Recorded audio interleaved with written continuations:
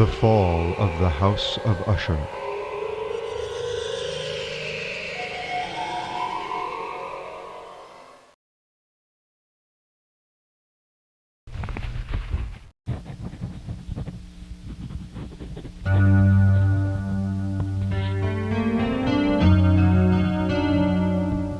Son cœur est un luth suspendu. Si ton cran le touche, il résonne.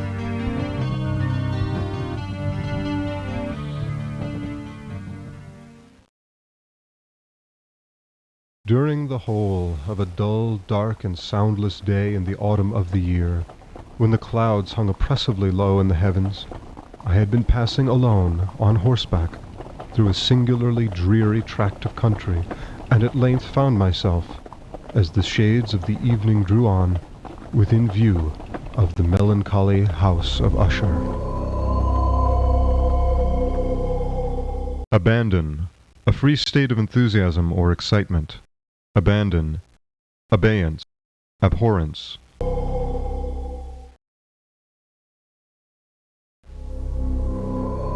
I know not how it was, but with the first glimpse of the building, a sense of insufferable gloom pervaded my spirit. I say insufferable, for the feeling was unrelieved by any of that half-pleasurable, because poetic sentiment with which the mind usually receives even the sternest natural images of the desolate or terrible. I looked upon the scene before me, upon the mere house, and the simple landscape features of the domain, upon the bleak walls, upon the vacant eye-like windows, upon a few rank sedges, and upon a few white trunks of decayed trees, with an utter depression of soul, which I can compare to no earthly sensation more properly than to the after-dream of the reveller upon opium, the bitter lapse into everyday life, the hideous dropping off of the veil.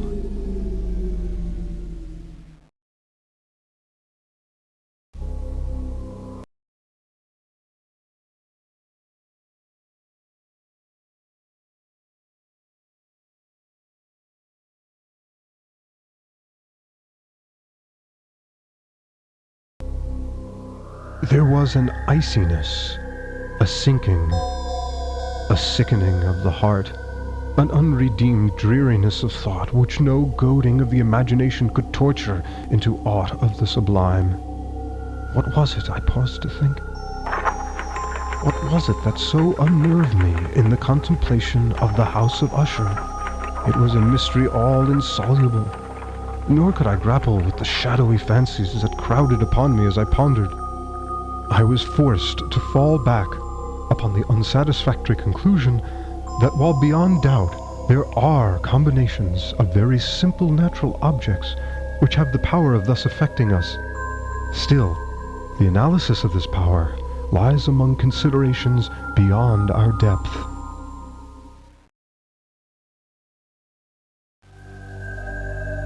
It was possible, I reflected, that a mere different arrangement of the particulars of the scene, of the details of the picture, would be sufficient to modify or perhaps to annihilate its capacity for sorrowful impression.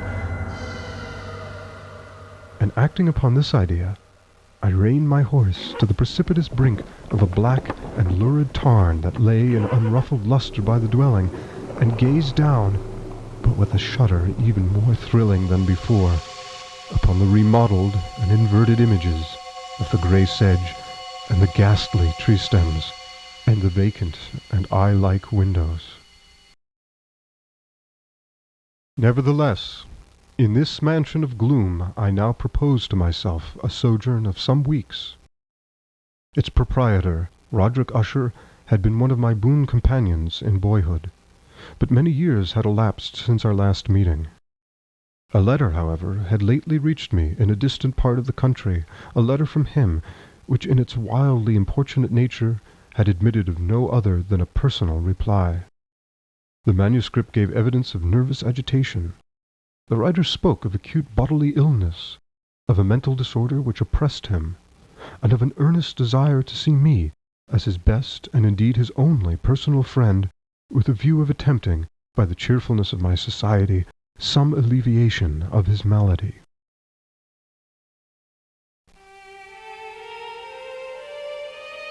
It was the manner in which all this and much more was said. It was the apparent heart that went with his request, which allowed me no room for hesitation, and I accordingly obeyed forthwith what I still considered a very singular summons. Although, as boys, we had been even intimate associates, yet I really knew little of my friend. His reserve had been always excessive and habitual. I was aware, however, that his very ancient family had been noted time out of mind for a peculiar sensibility of temperament, displaying itself through long ages in many works of exalted art, and manifested of late in repeated deeds of munificent yet unobtrusive charity, as well as in a passionate devotion to the intricacies, perhaps even more than to the orthodox and easily recognizable beauties of musical science.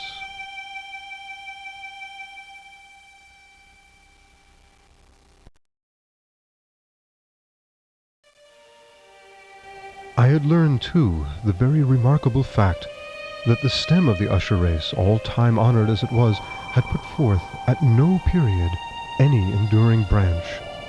In other words, that the entire family lay in the direct line of descent, and had always, with very trifling and very temporary variation, so lain. It was this deficiency I considered, while running over in thought the perfect keeping of the character of the premises with the accredited character of the people, and while speculating upon the possible influence which the one, in the long lapse of centuries, might have exercised upon the other. It was this deficiency, perhaps, of collateral issue, and the consequent undeviating transmission from sire to son of the patrimony with the name, which had at length so identified the two, as to merge the original title of the estate in the quaint and equivocal appellation of the House of Usher, an appellation which seemed to include in the minds of the peasantry who used it both the family and the family mansion.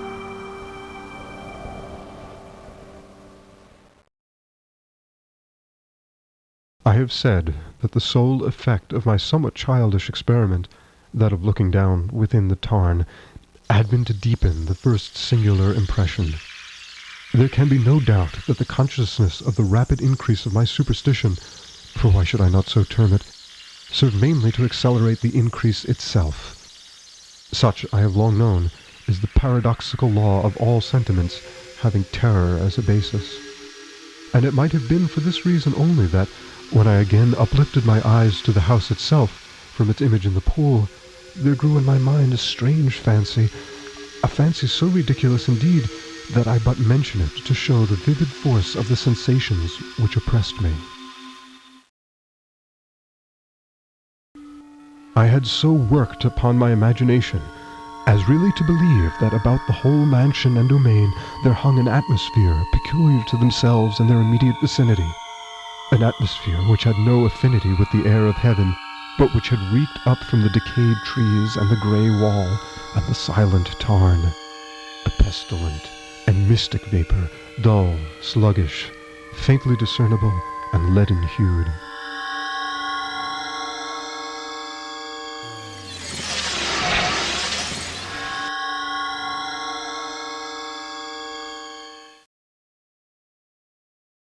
Shaking off from my spirit what must have been a dream, I scanned more narrowly the real aspect of the building.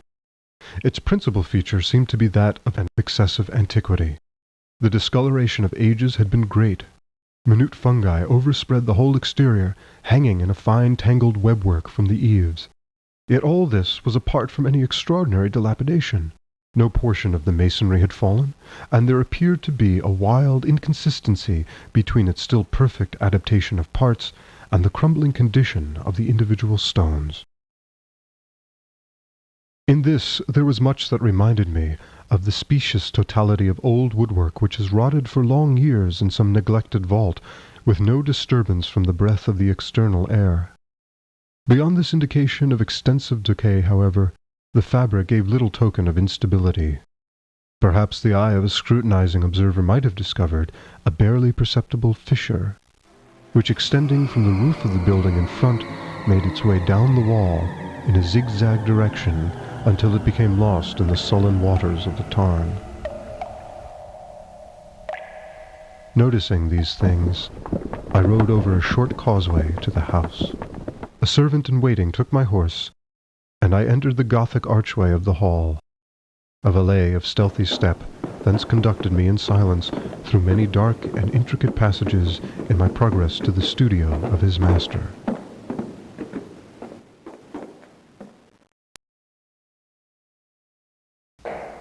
Much that I encountered on the way contributed, I know not how, to heighten the vague sentiments of which I have already spoken.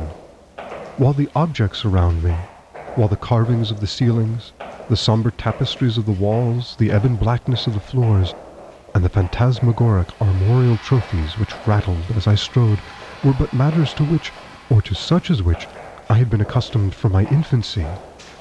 While I hesitated not to acknowledge how familiar was all this, I still wondered to find how unfamiliar were the fancies which ordinary images were stirring up.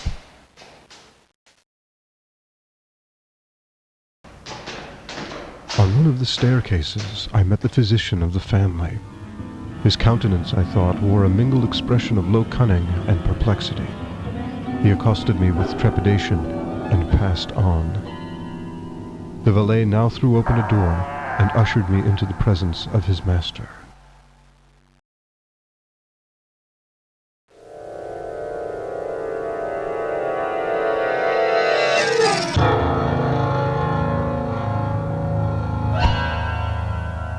The room in which I found myself was very large and lofty.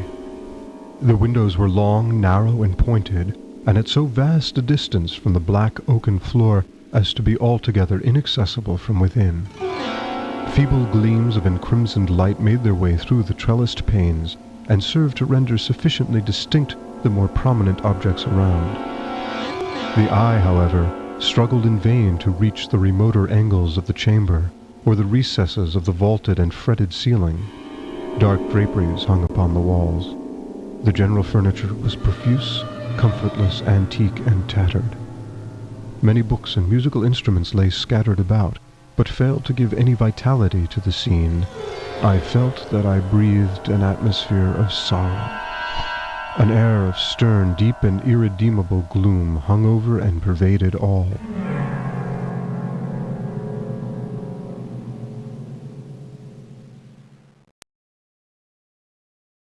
Upon my entrance, Usher arose from a sofa on which he had been lying at full length, and greeted me with a vivacious warmth which had much in it, I at first thought, of an overdone cordiality, of the constrained effort of the ennuyé man of the world.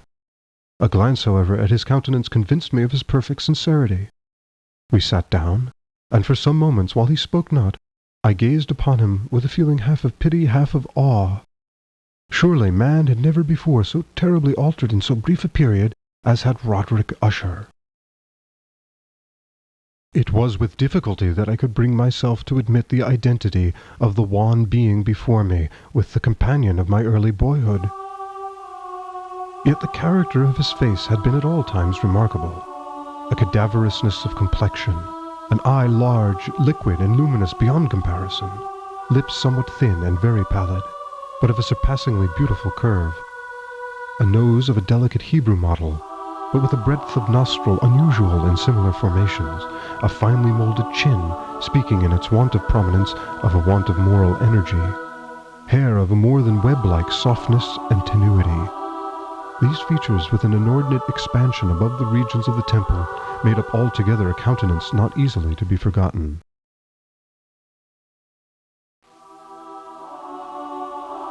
And now, in the mere exaggeration of the prevailing character of these features and of the expression they were wont to convey, lay so much of change that I doubted to whom I spoke.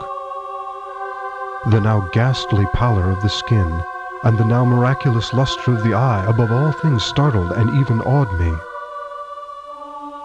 The silken hair, too, had been suffered to grow all unheeded, and as, in its wild gossamer texture, it floated rather than fell about the face, I could not, even with effort, connect its arabesque expression with any idea of simple humanity.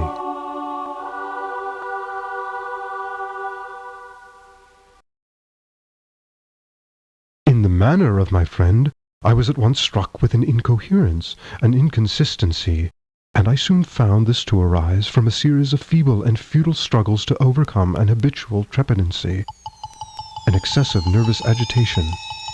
For something of this nature I had indeed been prepared, no less by his letter than by reminiscences of certain boyish traits, and by conclusions deduced from his peculiar physical conformation and temperament. His action was alternately vivacious and sullen. His voice varied rapidly from a tremulous indecision, when the animal spirit seemed utterly in abeyance, to that species of energetic concision, that abrupt, weighty, unhurried, and hollow-sounding enunciation, that leaden, self-balanced, and perfectly modulated guttural utterance which may be observed in the lost drunkard or the irreclaimable eater of opium during the periods of his most intense excitement.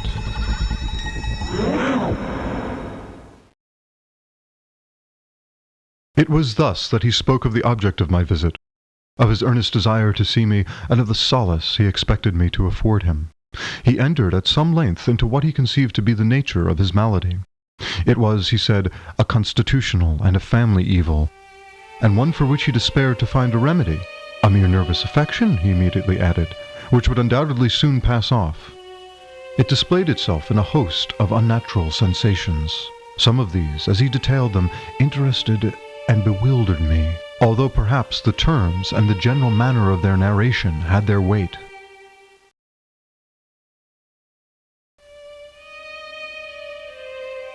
He suffered much from a morbid acuteness of the senses. The most insipid food was alone endurable. He could wear only garments of certain texture. The odors of all flowers were oppressive.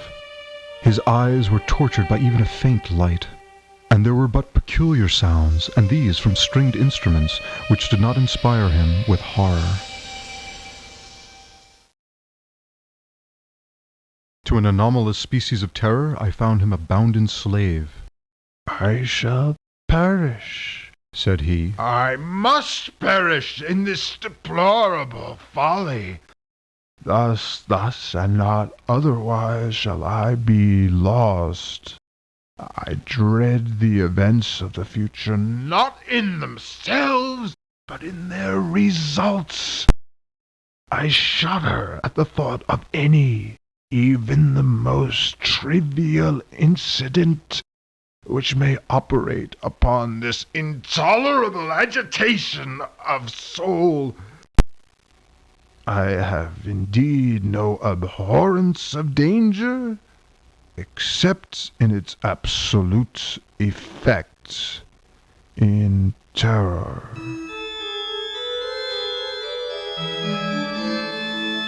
In this unnerved, in this pitiable condition, I feel that the period will sooner or later arrive when I must abandon life and reason together in some struggle with the grim phantasm, fear.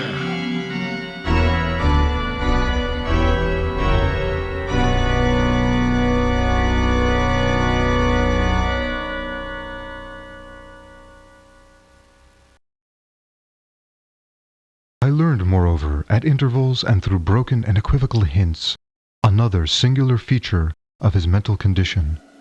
He was enchained by certain superstitious impressions in regard to the dwelling which he tenanted, and whence for many years he had never ventured forth, in regard to an influence whose supposititious force was conveyed in terms too shadowy here to be restated, an influence which some peculiarities in the mere form and substance of his family mansion had by dint of long sufferance, he said, obtained over his spirit, an effect which the physique of the grey walls and turrets, and of the dim tarn into which they all looked down, had at length brought about upon the morale of his existence.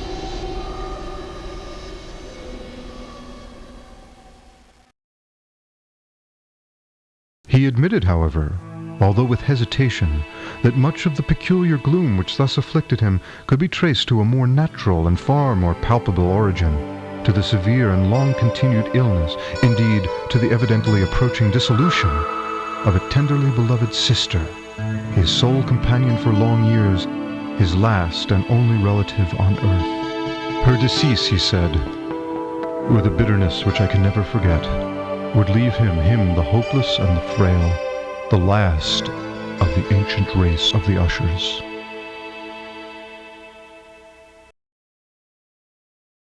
While he spoke, the Lady Madeline, for so was she called, passed through a remote portion of the apartment, and without having noticed my presence, disappeared. I regarded her with an utter astonishment not unmingled with dread, and yet I found it impossible to account for such feelings. A sensation of stupor oppressed me as my eyes followed her retreating steps. When a door at length closed upon her, my glance sought instinctively and eagerly the countenance of the brother, but he had buried his face in his hands, and I could only perceive that a far more than ordinary wanness had overspread the emaciated fingers through which trickled many passionate tears. The disease of the Lady Madeline had long baffled the skill of her physicians. A settled apathy, a gradual wasting away of the person, and frequent, although transient affections of a partially cataleptical character were the unusual diagnosis. Hitherto she had steadily borne up against the pressure of her malady, and had not betaken herself finally to bed. But on the closing in of the evening of my arrival at the house, she succumbed, as her brother told me at night, with inexpressible agitation, to the prostrating power of the destroyer. And I learned that the glimpse I had obtained of her person would thus probably be the last I should obtain, that the lady, at least while living, would be seen by me no more.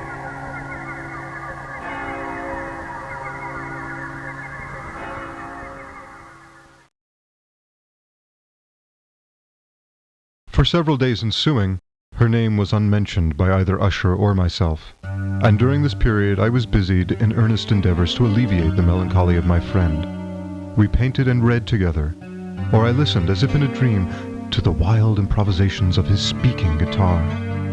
And thus, as a closer and still closer intimacy admitted me more unreservedly into the recesses of his spirit, the more bitterly did I perceive the futility of all attempt at cheering a mind from which darkness, as if an inherent positive quality, poured forth upon all objects of the moral and physical universe in one unceasing radiation of gloom.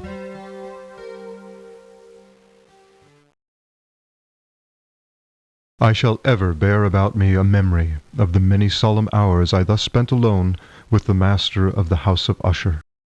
Yet I should fail in any attempt to convey an idea of the exact character of the studies or of the occupations in which he involved me or led me the way.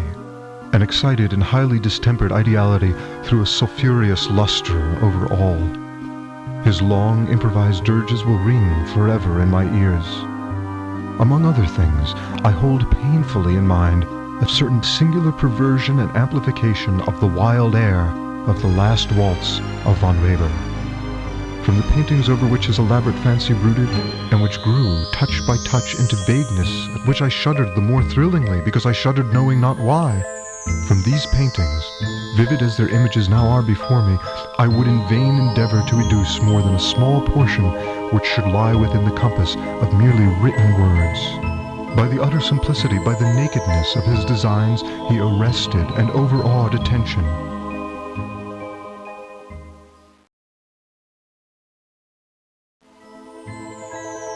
If ever mortal painted an idea, that mortal was Roderick Usher. For me at least, in the circumstances then surrounding me, there arose out of the pure abstractions which the hypochondriac contrived to throw upon his canvas an intensity of intolerable awe, no shadow of which felt I ever yet in the contemplation of the certainly glowing yet too concrete reveries of Fuseli.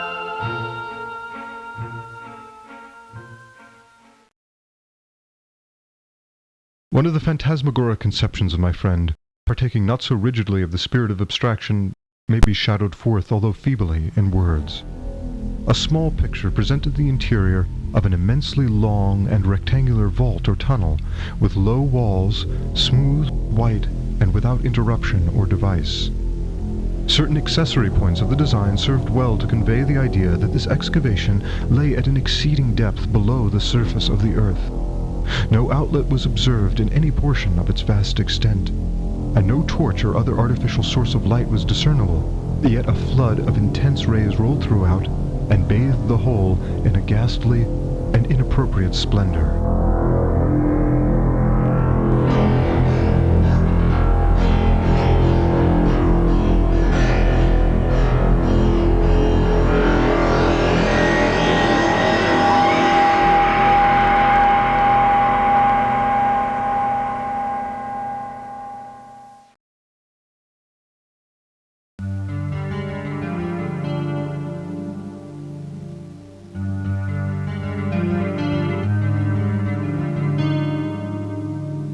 I have just spoken of that morbid condition of the auditory nerve which rendered all music intolerable to the sufferer, with the exception of certain effects of stringed instruments. It was perhaps the narrow limits to which he thus confined himself upon the guitar which gave birth in great measure to the fantastic character of his performances. But the fervid facility of his impromptus could not be so accounted for.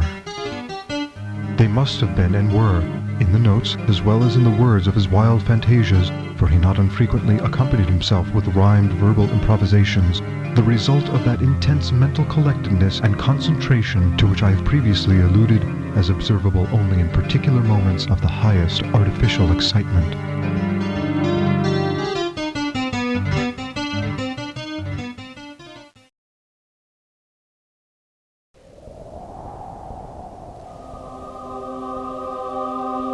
The words of one of these rhapsodies I have easily remembered.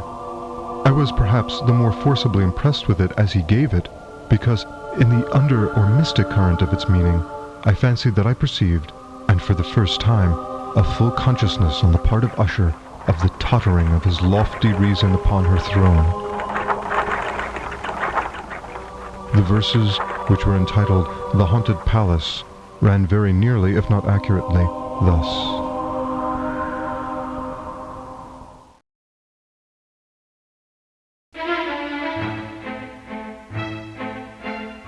In the greenest of our valleys by good angels tenanted, once a fair and stately palace, radiant palace, reared its head. In the monarch thought's dominion it stood there. Never seraph spread opinion over fabric half so fair.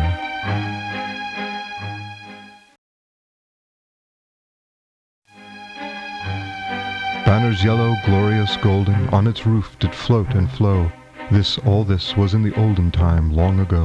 And every gentle air that dallied in that sweet day, along the ramparts plumed and pallid, a winged odor went away.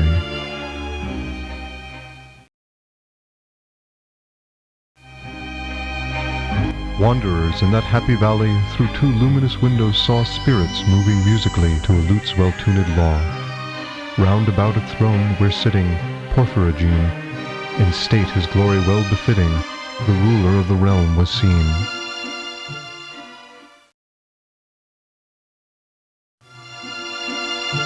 And all with pearl and ruby glowing was the fair palace door, through which came flowing, flowing, flowing, and sparkling evermore, a troop of echoes whose sweet duty was but to sing, in voices of surpassing beauty, the wit and wisdom of their king.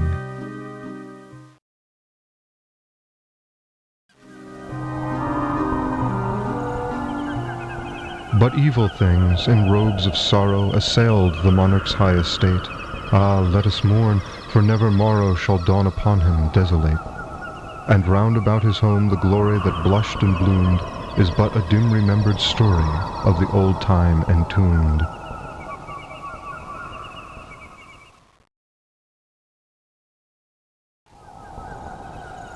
And travelers now within that valley through the red-litten windows see vast forms that move fantastically to a discordant melody, while like a rapid ghastly river through the pale door a hideous throng rush out forever and laugh, but smile no more.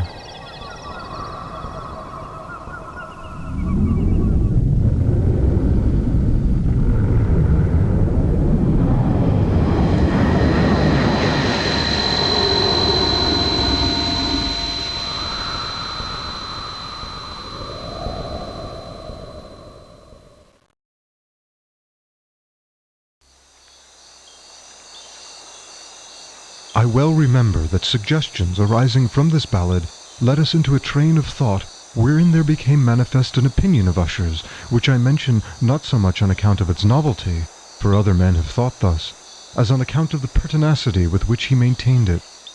This opinion, in its general form, was that of the sentience of all vegetable things. But in his disordered fancy, the idea had assumed a more daring character and trespassed, under certain conditions, upon the kingdom of inorganization. I lack words to express the full extent, or the earnest abandon of his persuasion. The belief, however, was connected, as I have previously hinted, with the grey stones of the home of his forefathers.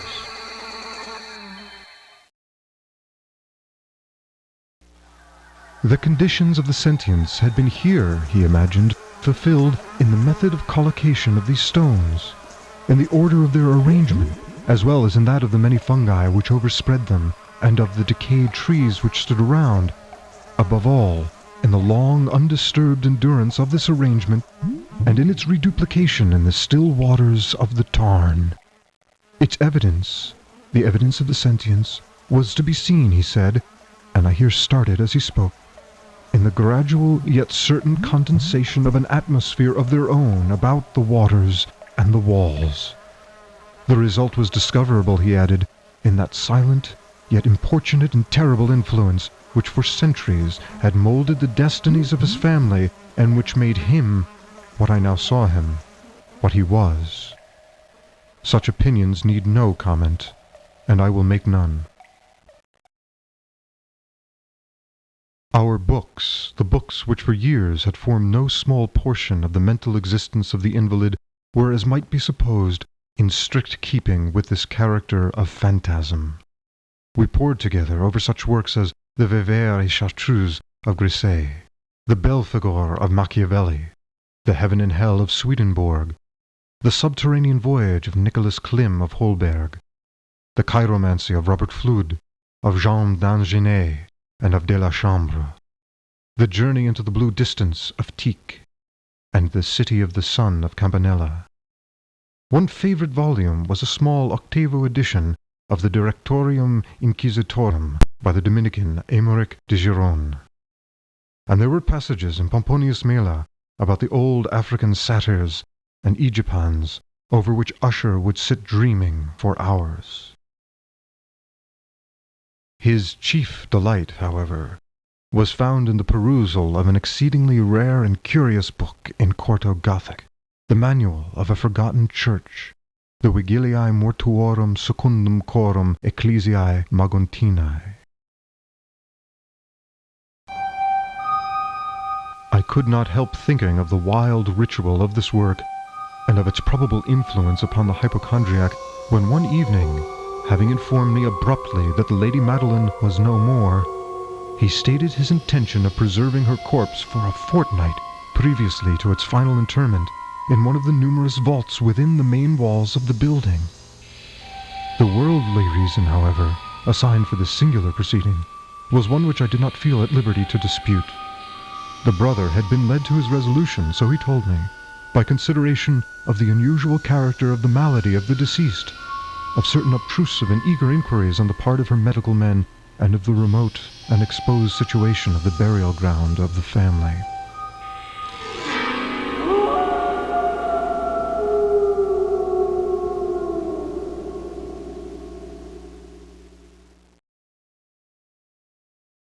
I will not deny that when I called to mind the sinister countenance of the person whom I met upon the staircase on the day of my arrival at the house, I had no desire to oppose what I regarded as, at best, but a harmless and by no means an unnatural precaution.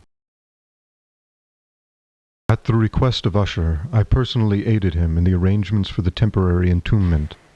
The body having been encoffined, we two alone bore it to its rest. The vault in which we placed it, and which had been so long unopened that our torches, half smothered in its oppressive atmosphere, gave us little opportunity for investigation, was small, damp, and entirely without means of admission for light, lying at great depth immediately beneath that portion of the building in which was my own sleeping apartment.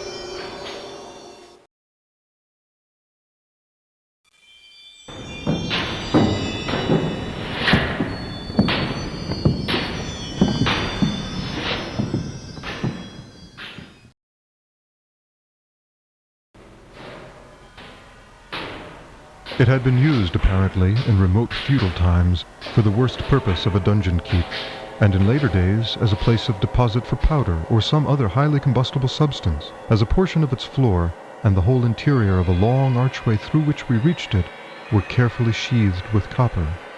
The door, of massive iron, had been also similarly protected. Its immense weight caused an unusually sharp, grating sound as it moved upon its hinges. Having deposited our mournful burden upon trestles within this region of horror, we partially turned aside the yet unscrewed lid of the coffin and looked upon the face of the tenant.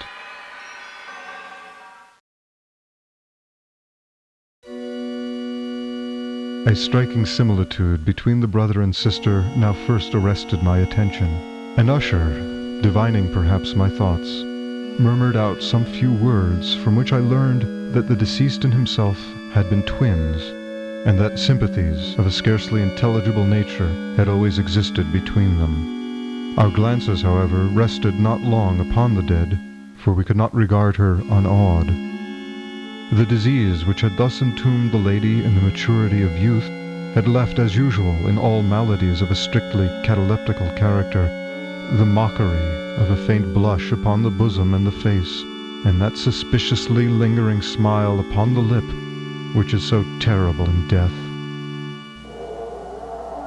We replaced and screwed down the lid, and having secured the door of iron, made our way with toil into the scarcely less gloomy apartments of the upper portion of the house. And now, some days of bitter grief having elapsed, an observable change came over the features of the mental disorder of my friend. His ordinary manner had vanished. His ordinary occupations were neglected or forgotten. He roamed from chamber to chamber with hurried, unequal, and objectless step. The pallor of his countenance had assumed, if possible, a more ghastly hue, but the luminousness of his eye had utterly gone out.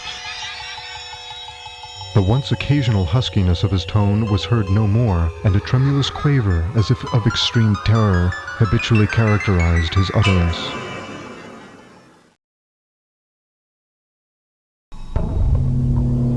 There were times, indeed, when I thought his unceasingly agitated mind was laboring with some oppressive secret, to divulge which he struggled for the necessary courage. At times again I was obliged to resolve all into the mere inexplicable vagaries of madness, for I beheld him gazing upon vacancy for long hours, in an attitude of the profoundest attention, as if listening to some imaginary sound. It was no wonder that his condition terrified, that it infected me. I felt creeping upon me, by slow yet certain degrees, the wild influences of his own fantastic yet impressive superstitions.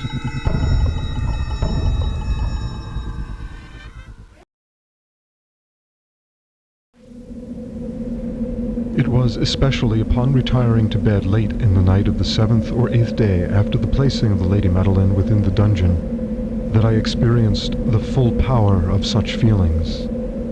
Sleep came not near my couch. While the hours waned and waned away, I struggled to reason off the nervousness which had dominion over me. I endeavored to believe that much, if not all of what I felt, was due to the bewildering influence of the gloomy furniture of the room, of the dark and tattered draperies, which, tortured into motion by the breath of a rising tempest, swayed fitfully to and fro upon the walls, and rustled uneasily about the decorations of the bed, but my efforts were fruitless.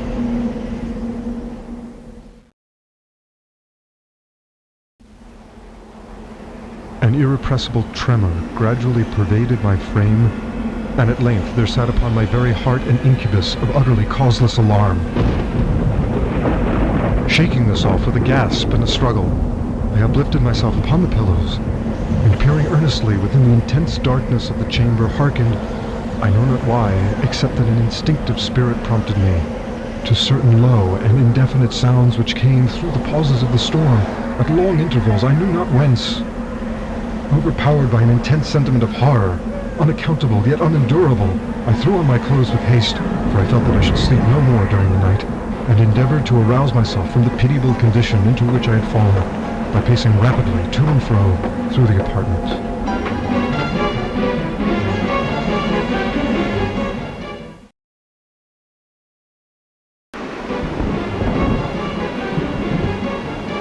I had taken but few turns in this manner, when a light step on an adjoining staircase arrested my attention. I presently recognized it as that of Usher.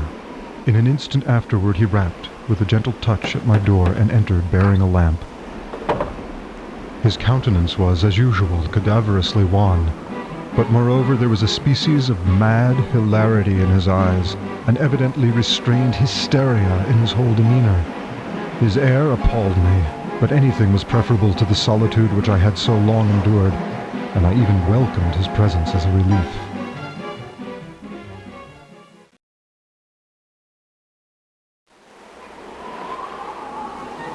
And you have not seen it? He said abruptly, after having stared about him for some moments in silence.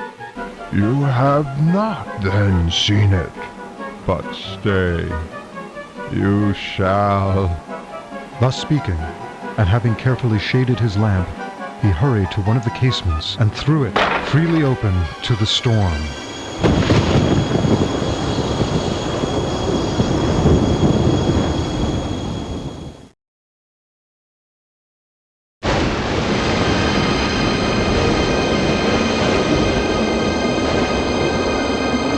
The impetuous fury of the entering gust nearly lifted us from our feet.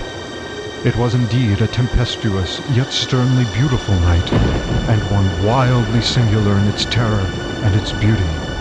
A whirlwind had apparently collected its force in our vicinity, for there were frequent and violent alterations in the direction of the wind, and the exceeding density of the clouds, which hung so low as to press upon the turrets of the house, did not prevent our perceiving the lifelike velocity with which they flew, careering from all points against each other without passing away into the distance.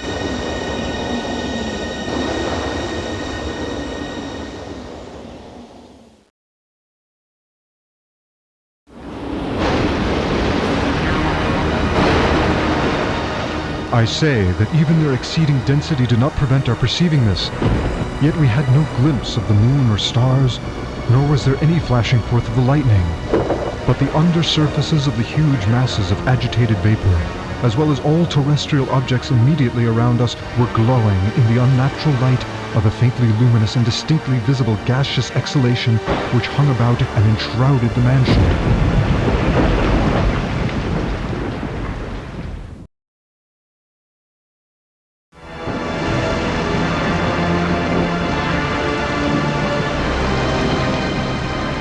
"You must not, you shall not behold this," said I, shuddering to Usher as I led him with a gentle violence from the window to a seat. "These appearances, which bewilder you, are merely electrical phenomena, not uncommon. Or it may be that they have their ghastly origin in the rank miasma of the tarn. Let us close this casement. The air is chilling and dangerous to your frame. Here is one of your favorite romances. I will read, and you shall listen, and so we will pass away this terrible night together."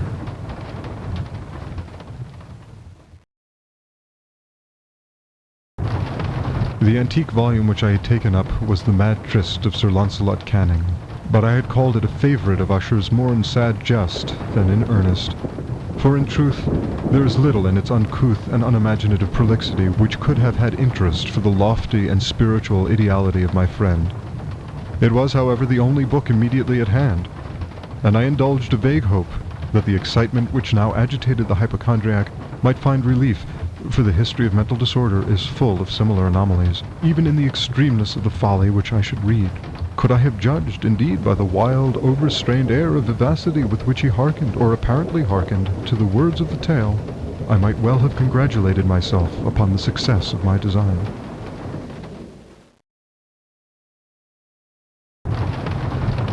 I had arrived at that well-known portion of the story where Ethelred, the hero of the tryst, having sought in vain for peaceable admission into the dwelling of the hermit, proceeds to make good an entrance by force. Here, it will be remembered, the words of the narrative run thus. "And Ethelred, who was by nature of a doughty heart, and who was now mighty withal, on account of the powerfulness of the wine which he had drunken, waited no longer to hold parley with the hermit, who in sooth was of an obstinate and maliceful turn, but feeling the rain upon his shoulders and fearing the rising of the tempest, uplifted his mace outright, and with blows made quickly room in the plankings of the door for his gauntleted hand, and now pulling therewith sturdily, he so cracked and ripped and tore all asunder that the noise of the dry and hollow-sounding wood alarumed and reverberated throughout the forest."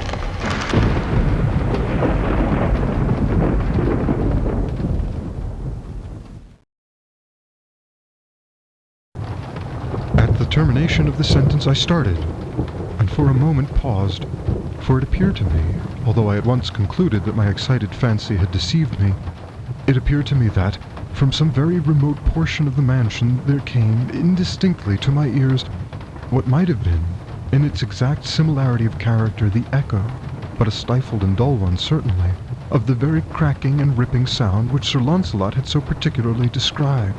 It was, beyond doubt, the coincidence alone which had arrested my attention, for amid the rattling of the sashes of the casements and the ordinary commingled noises of the still increasing storm, the sound in itself had nothing, surely, which should have interested or disturbed me. I continued the story.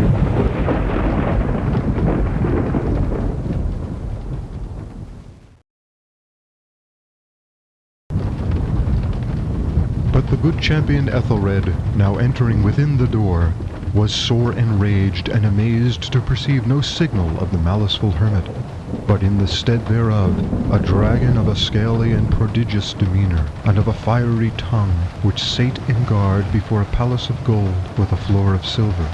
And upon the wall there hung a shield of shining brass with this legend enwritten: Who entereth herein a conqueror hath been, who slayeth the dragon, the shield he shall win.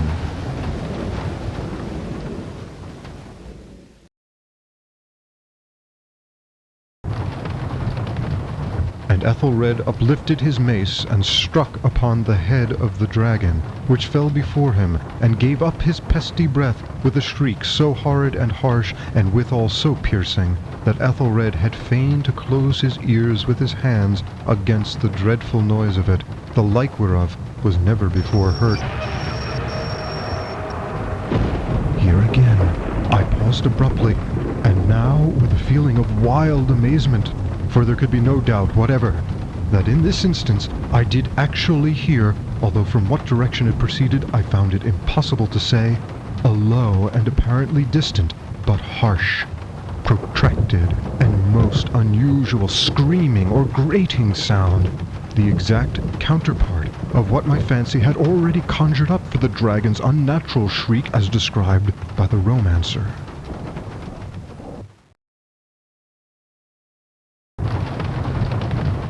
Oppressed, as I certainly was upon the occurrence of this second and most extraordinary coincidence, by 1,000 conflicting sensations in which wonder and extreme terror were predominant, I still retained sufficient presence of mind to avoid exciting, by any observation, the sensitive nervousness of my companion. I was by no means certain that he had noticed the sounds in question, although, assuredly, a strange alteration had during the last few minutes taken place in his demeanour.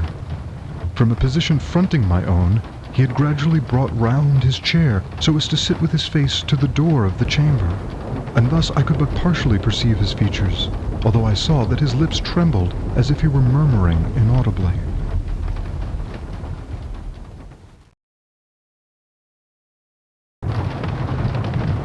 His head had dropped upon his breast, yet I knew that he was not asleep from the wide and rigid opening of the eye as I caught a glance of it in profile. The motion of his body, too, was at variance with this idea, for he rocked from side to side with a gentle yet constant and uniform sway. Having rapidly taken notice of all this, I resumed the narrative of Sir Launcelot, which thus proceeded.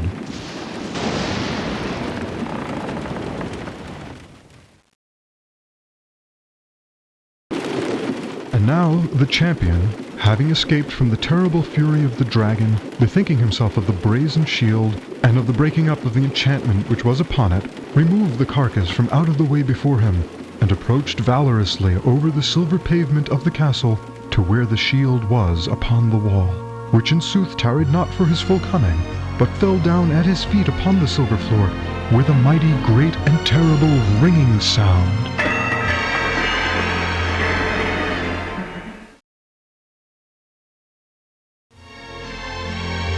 No sooner had these syllables passed my lips than, as if a shield of brass had indeed at the moment fallen heavily upon a floor of silver, I became aware of a distinct, hollow, metallic, and clangorous, yet apparently muffled reverberation. Completely unnerved, I leaped to my feet, but the measured rocking movement of Usher was undisturbed, I rushed to the chair in which he sat. His eyes were bent fixedly before him, and throughout his whole countenance there reigned a stony rigidity. But as I placed my hand upon his shoulder, there came a strong shudder over his whole person. A sickly smile quivered about his lips, and I saw that he spoke in a low, hurried, and gibbering murmur as if unconscious of my presence. Bending closely over him, I at length drank in the hideous import of his words.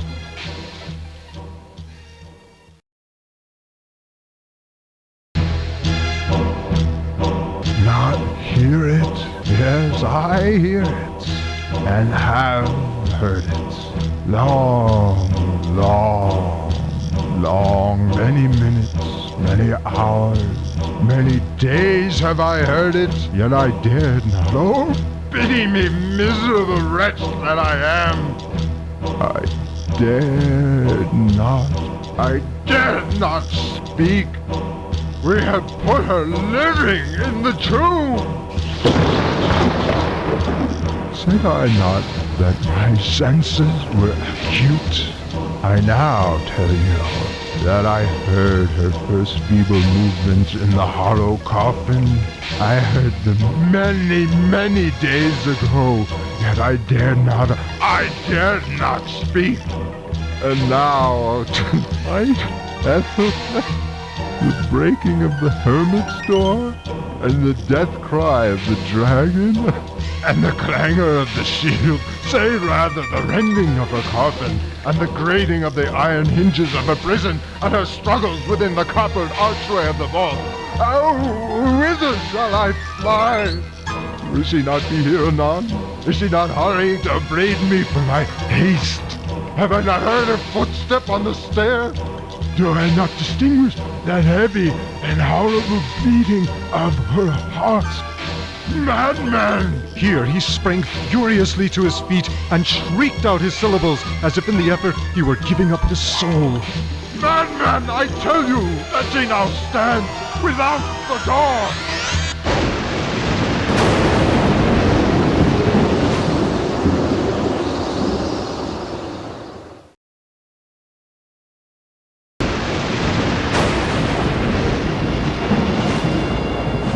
As if in the superhuman energy of his utterance there had been found the potency of a spell, the huge antique panels to which the speaker pointed threw slowly back upon the instant their ponderous and ebony jaws. It was the work of the rushing gust. But then, without those doors, there did stand the lofty and enshrouded figure of the Lady Madeline of Usher. There was blood upon her white robes, and the evidence of some bitter struggle upon every portion of her emaciated frame. For a moment, she remained trembling and reeling to and fro upon the threshold, then, with a low, moaning cry, fell heavily inward upon the person of her brother, and in her violent and now final death agonies, bore him to the floor a corpse, and a victim to the terrors he had anticipated.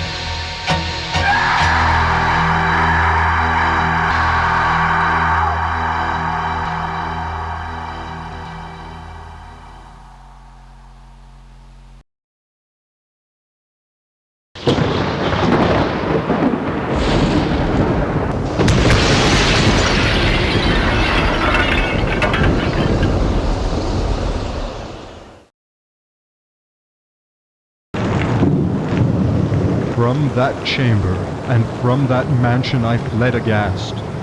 The storm was still abroad in all its wrath as I found myself crossing the old causeway. Suddenly, there shot along the path a wild light, and I turned to see whence a gleam so unusual could have issued, for the vast house and its shadows were alone behind me. The radiance was that of the full, setting and blood-red moon, which now shone vividly through that once barely discernible fissure of which I have spoken as extending from the roof of the building in a zigzag direction to the base. While I gazed, this fissure rapidly widened. There came a fierce breath of the whirlwind. The entire orb of the satellite burst at once upon my sight. My brain reeled as I saw the mighty walls rushing asunder. There was a long, tumultuous shouting sound like the voice of 1,000 waters.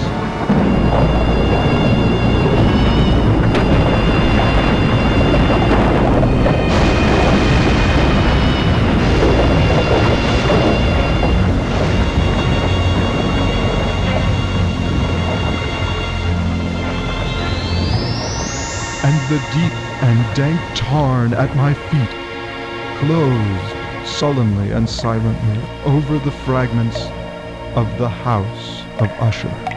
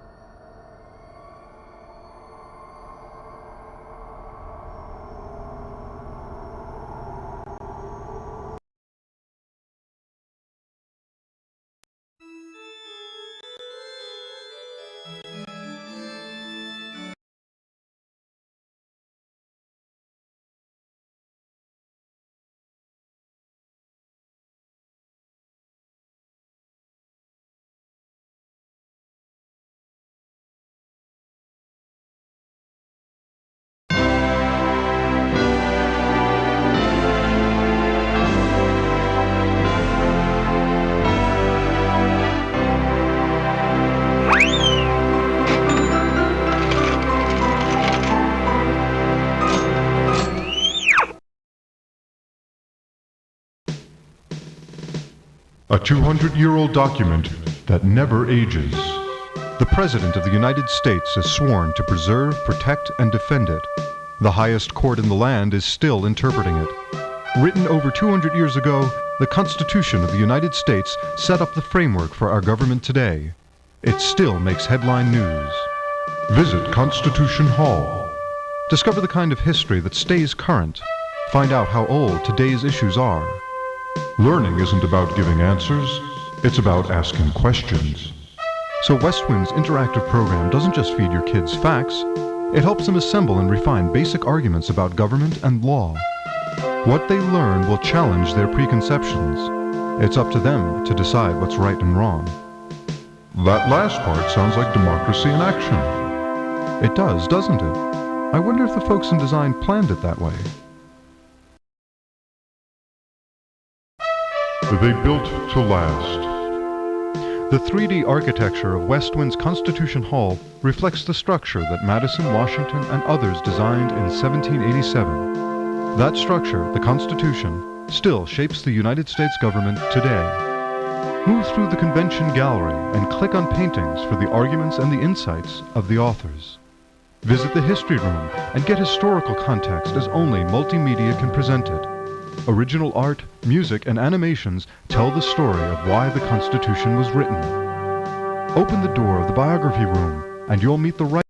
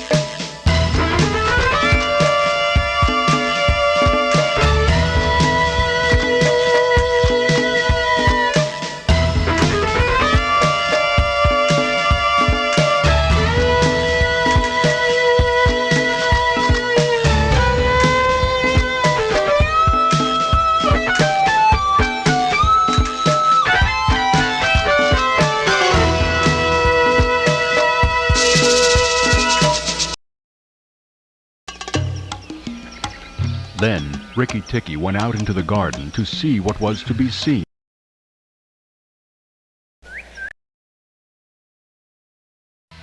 Darzy and his wife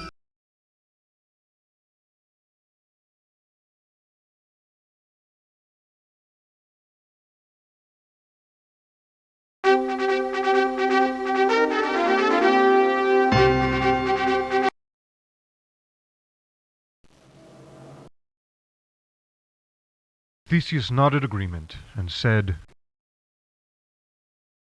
fastening one end of Ariadne's